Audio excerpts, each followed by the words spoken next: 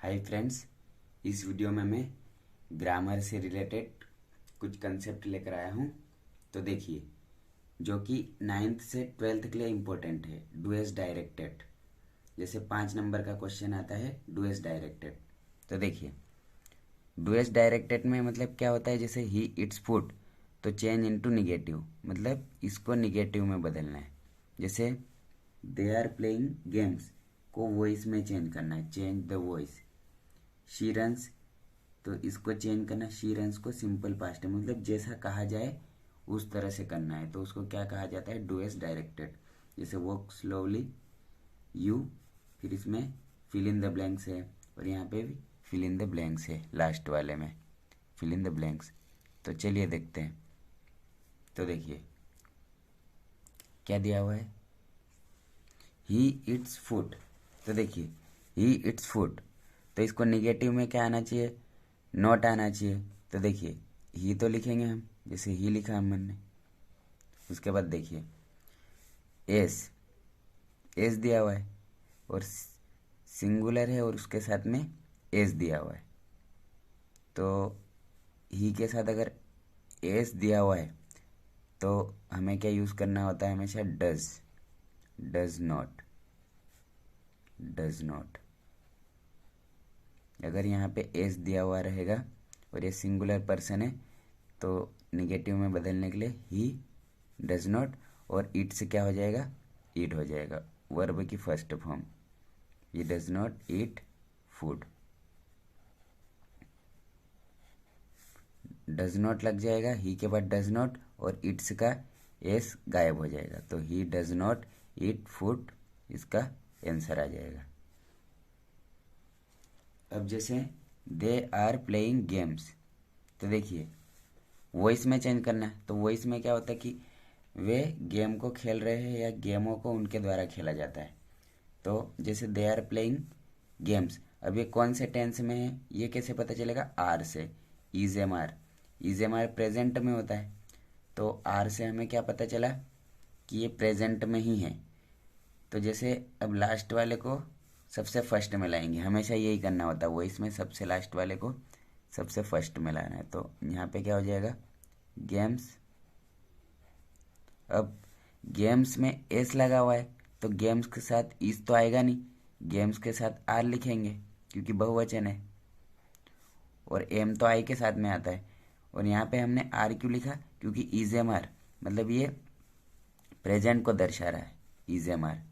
तो जैसे यहाँ पे आर आ गया, मतलब यहाँ पे इज एम आर में से ही कुछ आएगा, तो गेम्स आर। और जब भी हमें आईएनजी मिलता है तो हम क्या लगा देते, बिंग, BEING, ये हमेशा याद रखना है। तो BEING हमेशा याद रखना, अगर ING आ गया तो बिंग लिखेंगे। और वर्ब की थर्ड फॉर्म, तो वर्ब की थर्ड फॉर्म प्ले की क्या होती है, प्लेड होती है। तो यहाँ पे प्लेड लिखना है, गेम्स आर बिंग प्लेड, और बाय तो लिखना ही है हमें। और दे का क्या हो जाता है, देम हो जाता है, दे का क्या हो जाता है, देम हो जाता है। सो आई होप दोस्तों ये वाला भी आपको समझ में आ गया होगा। अगर यहाँ पे दे वर प्लेइंग होता तो यहाँ पे गेम्स के साथ वर आ जाता, क्योंकि ये फिर पास्ट को दर्शाता। बट यहाँ पे दे वर नहीं है, दे आर है, तो games are being played by them. जैसे सी रन्स, तो सिंपल पास्ट में, तो सिंपल पास्ट में हमेशा क्या होता है, वर्ब की सेकेंड फॉर्म होती है, तो शी। और रन की सेकेंड फॉर्म क्या होती है, रेन, रन रेन रन, तो ये रेन आ जाएगा, रेन मतलब वह दौड़ती थी। यहाँ पे क्या दिया हुआ है, शी रन्स मतलब वह दौड़ती है, बट हमें क्या बनाना है, सिंपल पास्ट मतलब वह दौड़ती है, मतलब सॉरी दौड़ती थी, क्योंकि दिया हुआ है क्या है, शी रन्स मतलब दौड़ती है। तो ये इसकी फॉर्म्स क्या होती है, रन, रन रेन रन, तो हमें ये सेकेंड फॉर्म यूज़ करना है, रेन। तो ये सिंपल पास्ट है, क्योंकि सिंपल पास्ट में हमेशा वर्ब की सेकेंड फॉर्म आती है। देखिए अगला, वॉक स्लोली लेस्ट यू फॉल। अब शूट आएगा कि वुड आएगा, तो हमेशा ध्यान रखना है लेस्ट, यहाँ पे वॉक स्लोली लेस्ट, लेस्ट की जोड़ी हमेशा शूट के साथ बनती है, लेस्ट शूट, गार्ड बांध के रख लेना इसको, हमेशा लेस्ट के साथ क्या आता है, शूट आता है। तो अगर हमें पता है तो हम मतलब 1 सेकेंड में लगा देंगे। तो लेस्ट के साथ वुड तो आएगा नहीं, लेस्ट के साथ क्या आएगा, शूट आएगा, क्योंकि यहाँ पे लेस्ट दिया हुआ है। तो क्या आ जाएगा, लेस्ट शूट। संभल कर चलो या धीरे चलो, कहीं ऐसा ना हो कि तुम गिर जाओ, इसका मीनिंग ये होता है। तो लेस्ट के साथ हमेशा शूट की जोड़ी बनती है, ये वाला याद रखना है। अब जैसे आई हैव देयर, अब देखो जब भी हैव आ जाए, हैज हैव आ जाए, हैज हैव, अगर हैज हैव के बाद हमें कोई वर्ब यूज़ करनी होती है तो वो होती है थर्ड फॉर्म, हमेशा वर्ब की थर्ड फॉर्म। हैज हैव के बाद हमें वर्ब की थर्ड फॉर्म का यूज़ करना होता है। तो देखिए यहाँ पे आई हैव, अब गो तो आएगा नहीं, आई हैव गो तो कभी हो नहीं सकता, पूरी इंग्लिश में इसका कोई स्ट्रक्चर नहीं होता। आई हैव गोइंग तो कभी हो नहीं सकता, इसका भी कोई स्ट्रक्चर नहीं होता। आई हैव गोन, तो गोन बिल्कुल आ सकता है यहाँ पे, क्योंकि मैं जा चुका हूँ, वहाँ मैं जा चुका हूँ। तो आई हैव गोन, क्योंकि हैज़ हैव के बाद हमेशा वर्ब की थर्ड फॉर्म होती है। ये भी एक बेसिक रूल होता है कि हैज़ हैव के बाद हमेशा वर्ब की थर्ड फॉर्म आएगी। या तो हैज़ हैव के बाद क्या आ सकता है, हैज़ हैव के बाद या तो नाउन आएगा, अगर नाउन आएगा तो इसमें कोई वर्ब नहीं रहेगी। जैसे आई हैव पेन, तो पेन तो कोई वर्ब नहीं है, तो क्या आ सकता है, हैज़ हैव प्लस नाउन भी आ सकता है। जैसे आई हैव पेन, जैसे क्या लिखेंगे, आई हैव पेन, तो इसमें तो ये हैव के बाद नाउन का काम कर रहा है।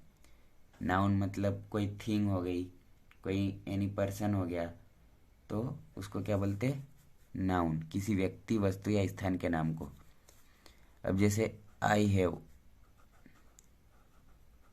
जैसे मैंने लिखा यहाँ पे प्लेड, तो यहाँ पे तो थर्ड फॉर्म लगेगी, I have played game, games लिख लेता हूँ मैं यहाँ पे गेम्स। तो देखिए आई हैव पेन, और यहाँ पे क्या है, आई हैव प्लेड गेम्स। तो यहाँ पे हैव के बाद तो नाउन है, तो मतलब नाउन को ही लिखना है, बट हैव के साथ थर्ड फॉर्म भी आ सकती है।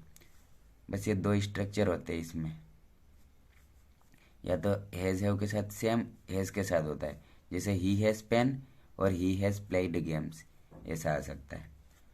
तो ये ध्यान रखना, हैज़ हैव के बाद हमेशा V3, तो हैव के बाद V3, और लेस्ट की जोड़ी हमेशा शूट के साथ में, और सिंपल पास्ट में वर्ब की सेकेंड फॉर्म।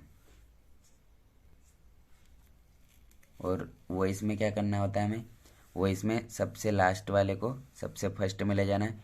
फिर यहाँ पे देखना है किस टेंस में दिया हुआ है, इज एम आर मतलब प्रेजेंट में दिया है, तो यहाँ भी उसी के अकॉर्डिंग वर्ब आएगी। अगर यहाँ वर होता तो यहाँ पे भी गेम्स है, तो यहाँ पे वर हो जाता, games were being played by them, और बिंग तो लगेगा क्योंकि आईएनजी है, मतलब बिंग पक्का आएगा, ये याद रखना है।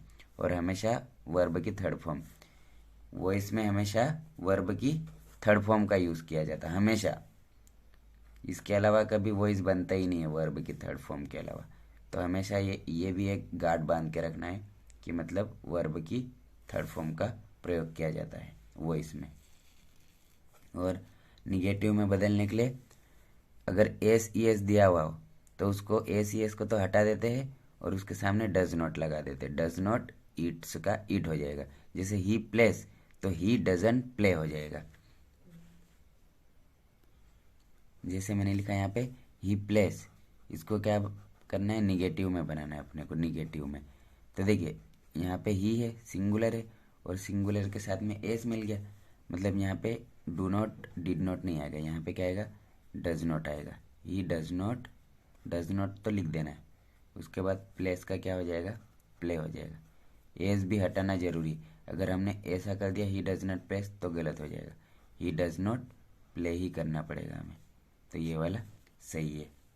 जैसे अगर वी अब वी के साथ तो एस नहीं आएगा कभी, वी प्लेस तो कभी होता नहीं, वी प्ले होता है, क्योंकि सिंगुलर के साथ हम एस अप्लाई करते हैं, ये सिंगुलर है, प्लूरल के साथ में हम एस अप्लाई नहीं करते, तो वी प्ले आ जाएगा। तो देखिए वी प्ले, अब इसको निगेटिव में चेंज करना है, तो देखिए अब इसमें डज नॉट नहीं आएगा, क्योंकि यहाँ पे ए सी एस नहीं है, जब ए सी एस होता है तो हमें डज नॉट लगाना होता है, यहाँ पे ए सी एस नहीं है, तो वी डू नॉट लिखेंगे, वी डू नॉट। अगर ए सी एस नहीं हो तो वी डू नॉट, और फर्स्ट फॉर्म में तो दिया ही हुआ है वो, तो ही we do not play, we do not play. They play तो दे डू नॉट प्ले आ जाएगा। यहाँ पे she plays, she doesn't play, उस टाइप से मतलब बना लेंगे हम। तो सिंगुलर के साथ में ए सी एस आता है, एस ई एस या आई एस भी आ सकता है कभी कभी, तो ये वाला सही है, मतलब एस लगेगा इसमें, और इसमें S E S I S कुछ भी नहीं लगेगा इसमें बहुवचन के साथ में। सो आई होप दोस्तों आप सभी को बहुत अच्छे समझ में आ गया होगा। So okay friends, all the best and thanks a lot for watching this video till the end.